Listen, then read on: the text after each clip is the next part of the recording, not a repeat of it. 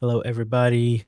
AJ here. Welcome back to day 49 of us reading the Bible all the way in 1 year. Today we're reading Leviticus. Well, finishing up Leviticus, which will consist of 26 and 27, and then we start Numbers. You can see my excitement about that one. But anyway, don't forget to leave a comment down below to encourage those that are reading along, as well as leave a comment when we finish on what you got out of today's reading. So let's go ahead and get started.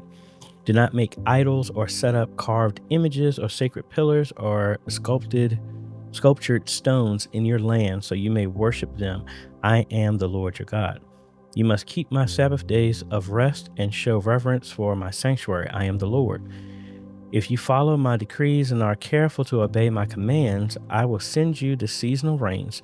The land will then yield its crops, and the trees of the field will produce their fruit. Your threshing season will overlap with the grape harvest, and your grape harvest will overlap with the season of planting grain. You will eat your fill and live securely in your own land. I will give you peace in the land, and you will be able to get sleep with no cause for fear. I will rid the land of wild animals and keep your enemies out of your land. In fact, you will chase down your enemies and slaughter them with your swords.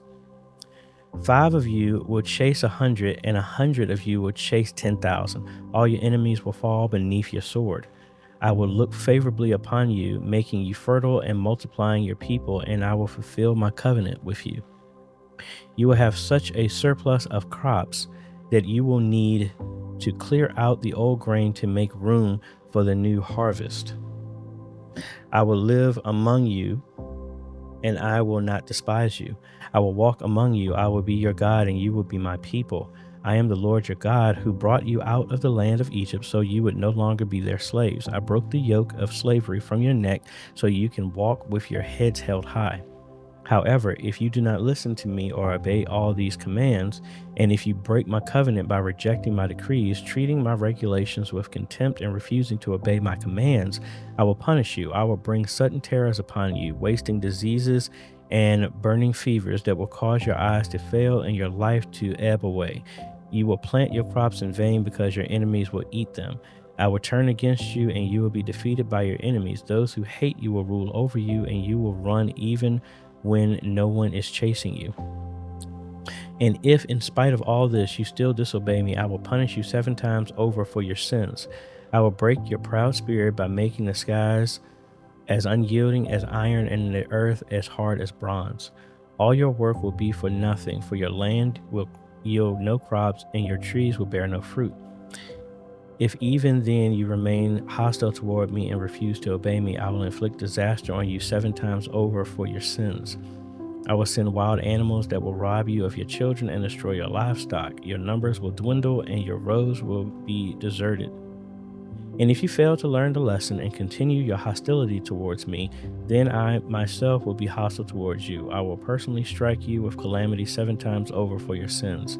I will send armies against you to carry out the curse of the covenant you have broken. When you run to your towns for safety, I will send a plague to destroy you there, and you will be handed over to your enemies. I will destroy your food supplies so that 10 women will need only 1 oven to bake bread for their families. They will ration your food by weight, and though you have food to eat, you will not be satisfied. If in spite of all this you still refuse to listen, still remain hostile towards me, then I will give full vent to my hostility. I myself will punish you 7 times over for your sins. Then you will eat the flesh of your own sons and daughters. I will destroy your pagan shrines and knock down your places of worship. I will leave your lifeless corpses piled on top of your lifeless idols, and I will despise you. I will make your cities desolate and destroy your places of pagan worship. I will take no pleasure in your offerings that should be a pleasing aroma to me. Yes, I myself will devastate your land, and your enemies will come to occupy. It will be appalled at what they see. I will scatter you among the nations and bring out my sword against you. Your land will become desolate, and your cities will lie in ruin. Then at last the land will enjoy its neglected Sabbath years as it lies desolate while you are in exile in the land of your enemies. Then the land will finally rest and enjoy the Sabbaths it missed. As long as the land lies in ruins, It will enjoy the rest you never allowed it to take every seventh year while you lived in it. And for those of you who survive, I will demoralize you in the land of your enemies. You will live in such fear that the sound of a leaf driven by the wind will send you fleeing. You will run as though fleeing from a sword, and you will fall even when no one pursues you. Though no one is chasing you, you will stumble over each other as though fleeing from a sword. You will have no power to stand up against your enemies. You will die among the foreign nations and be devoured in the land of your enemies. Those of you who survive will waste away in your enemies' land because of their sins and the sins of their ancestors. But at last my people will confess their sins and the sins of their ancestors for betraying me and being hostile towards me. When I have turned their hostility back on them and brought them to the land of their enemies, then at last their stubborn hearts will be humbled and they will pay for their sins. Then I will remember my covenant with Jacob and my covenant with Isaac and my covenant with Abraham, and I will remember the land. For the land must be abandoned to enjoy its years of Sabbath rest as it lies deserted. At last the people will pay for their sins, for they have continually rejected my regulations and despised my decrees. But despite all this, I will not utterly reject or despise them while they are in exile in the land of their enemies. I will not cancel my covenant with them by wiping them out, for I am the Lord their God. For their sakes, I will remember my ancient covenant with their ancestors, whom I brought out of the land of Egypt in the sight of all the nations, that I might be their God. I am the Lord. These are the decrees, regulations, and instructions that the Lord gave through Moses on Mount Sinai as evidence of the relationship between himself and the Israelites.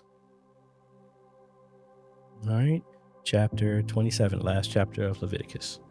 The Lord said to Moses, "Give the following instructions to the people of Israel. If anyone makes a special vow to dedicate someone to the Lord by paying the value of that person, here is the scale of values to be used. A man between the ages of 20 and 60 is valued at 50 shekels of silver as measured by the sanctuary shekel.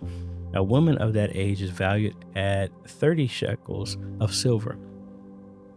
A boy between the ages of 5 and 20 is valued at 20 shekels of silver. A girl of that age is valued at 10 shekels of silver. A boy between the ages of 1 month and 5 years is valued at 5 shekels of silver. A girl of that age is valued at 3 shekels of silver. A man older than 60 is valued at 15 shekels of silver. A woman of that age is valued at 10 shekels of silver.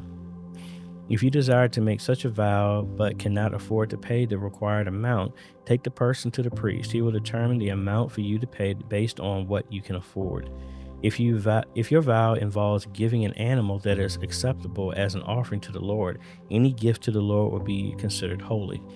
You may not exchange or substitute it for another animal, neither a good animal for a bad one, nor a bad animal for a good one. But if you do exchange one animal for another, then both the original animal and its substitute will be considered holy. If your vow involves an unclean animal, one that is not acceptable as an offering to the Lord, then you must bring the animal to the priest. He will assess its value, and his assessment will be final, whether high or low. If you want to buy back the animal, you must pay the value set by the priest plus 20%. If someone dedicates a house to the Lord, the priest will come to assess its value. The priest's assessment will be final, whether high or low.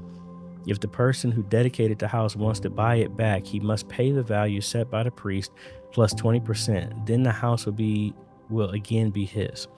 If someone dedicates to the Lord a piece of his family property, its value will be assessed according to the amount of seed required to plant it, 50 shekels of silver for a field planted with 5 bushels of barley seed. If the field is dedicated to the Lord in the year of Jubilee, then the entire assessment will apply. But if the field is dedicated after the year of Jubilee, the priest will assess the land's value in proportion to the number of years left until the next year of Jubilee. Its assessment value is reduced each year. If the person who dedicated the field wants to buy it back, he must pay the value set by the priest plus 20%. Then the field will again be legally his. But if he does not want to buy it back and it is sold to someone else, the field can no longer be bought back. When the field is released in the year of Jubilee, it will be holy, a field specially set apart for the Lord. It will become the property of the priests. If someone dedicates to the Lord a field he has purchased but which is not part of his family property, the priest will assess its value based on the number of years left until the next year of Jubilee. On that day, he must give the assessed value of the land as a sacred donation to the Lord. In the year of Jubilee, the field must be returned to the person from whom he purchased it, the one who inherited it as family property. All the payments must be measured by the weight of the sanctuary shekel, which equals 20 gerahs. You may not dedicate a firstborn animal to the Lord, for the firstborn of your cattle, sheep, and goats already belong to him. However, you may buy back the firstborn of a ceremonially unclean animal by paying the priest's assessment of its worth, plus 20%. If you do not buy it back, the priest will sell it at its assessed value. However, anything specially set apart for the Lord, whether a person, an animal, or family property, must never be sold or bought back. Anything devoted in this way has been set apart as holy, and it belongs to the Lord. No person specially set apart for destruction may be bought back. Such a person must be put to death. 1/10 of the produce of the land, whether grain from the fields or fruit from the trees, belongs to the Lord and must be set apart to him as holy. If you want to buy back the Lord's 10th of the grain or fruit, you must pay its value plus 20%. Count off every 10th animal from your herds and flocks and set them apart for the Lord as holy. You may not pick and choose between good and bad animals, and you may not substitute one for another. But if you do exchange one animal for another, then both the original animal and its substitute will be considered holy and cannot be bought back. These are the commands that the Lord gave through Moses on Mount Sinai for the Israelites. All right, and that is all of Leviticus, and let us begin Numbers. A year after Israel's departure from Egypt, the Lord spoke to Moses in the tabernacle in the wilderness of Sinai. On the first day of the second month of that year, he said, "From the whole community of Israel, record the names of all the warriors by their clans and families. List all the men 20 years old or older who are able to go to war. You and Aaron must register the troops, and you will be assisted by one family leader from each tribe. These are the tribes and the names of the leaders who will assist you: Simeon, Shelumiel, son of Zurishadai; Judah, Nashim, son of Aminadab; Issachar, Nathaniel, son of Zuar; Zebulun, Elibah, son of Helon; Ephraim, son of Joseph; Elishama, son of Ammihud; Manasseh, son of Joseph; Gamaliel, son of Pedahzur; Benjamin, Abinadab, son of Gideoni; Dan, Ahiezer, son of Ammishaddai; Asher, Pagiel, son of Orchran; Gad, Elishashap, son of Duel; Naphtali, Ariah, son of Enan. These are the chosen leaders of the community, the leaders of their ancestral tribes, the heads of the clans of Israel." So Moses and Aaron called together these chosen leaders, and they assembled the whole community of Israel on that very day. All the people were registered according to their ancestry by their clans and families. The men of Israel were 20 years old. The men of Israel who were 20 years old or older were listed one by one, just as the Lord had commanded Moses. So Moses recorded their names in the wilderness of Sinai.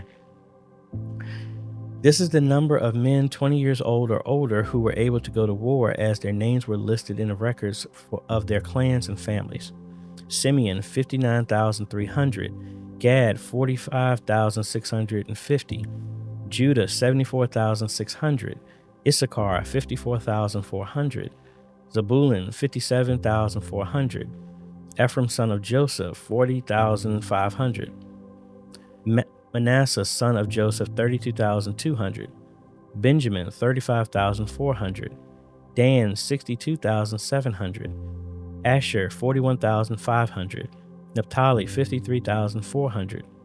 These were the men registered by Moses and Aaron and the 12 leaders of Israel, all listed according to their ancestral descent.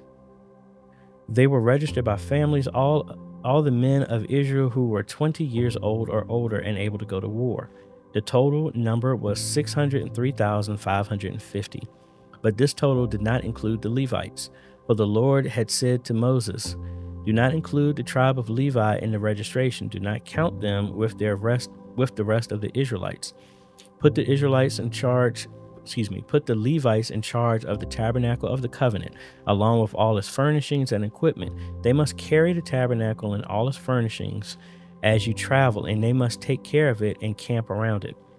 Whenever it is time for the tabernacle to move, the Levites will take it down, and when it is time to stop, they will set it up again. But any unauthorized person who goes too near the tabernacle must be put to death." Each tribe of Israel would camp in a designated area with its own family banner.